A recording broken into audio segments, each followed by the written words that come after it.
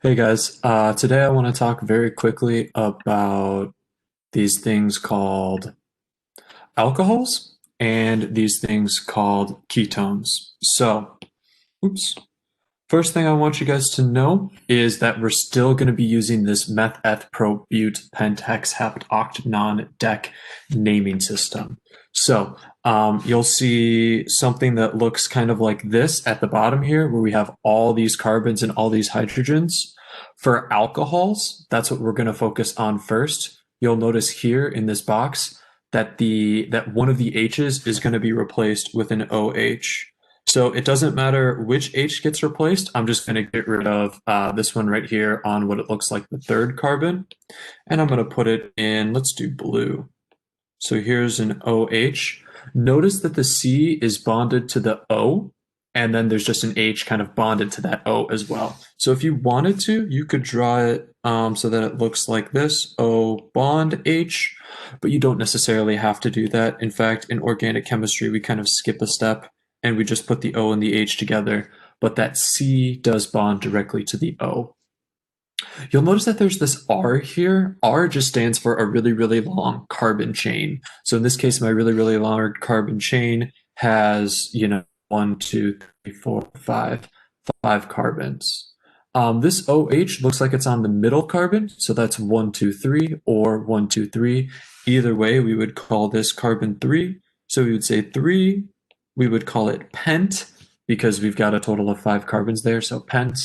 And then the ending for alcohols is ANOL. So we would call this 3-pentanol.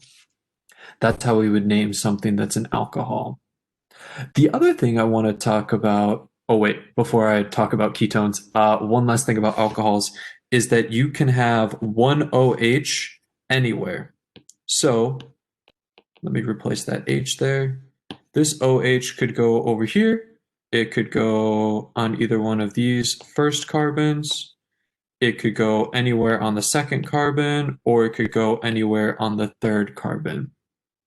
So pretty much anywhere you want to put it, you can put an OH. That wasn't true, remember, with double bonds, right? Remember, double bonds and triple bonds, you could only place them between the carbons. You couldn't, for example, put them here between the carbon and the hydrogen. So yeah, the next thing I want to talk about then is ketones. Ketones have the ending ANONE, so anone is what we would call them. And ketones are a little bit tricky because with ketones, you can only put them on an inner carbon. So in this case, I have three carbons to choose from. What I'm saying here is I could never put them on an outer carbon, like the carbon there or the carbon there. So you'll notice that in this drawing here, it's carbon R and then carbon R prime. What that means then is that there's a carbon to the left and to the right of this functional group, this C double bond O. That always has to be the case. The other thing to note about ketones is that when you form a C double bond O, something happens here. So let's put a C here and let's change this to a double bond and put an O right here. Notice now that this carbon has 1, 2, 3, 4, 5 bonds to it. That can't happen. So actually, ketones just have a carbon double bonded to an oxygen in the middle there. They don't have any hydrogens coming off of that carbon. So, two things that you need to know about ketones. Number one, the carbon with the O has no hydrogens on it. And then to name it, we would call this, we would call this 3-pentanone. It turns out that when you have five carbons, you could only have 3-pentanone or you can have 2-pentanone.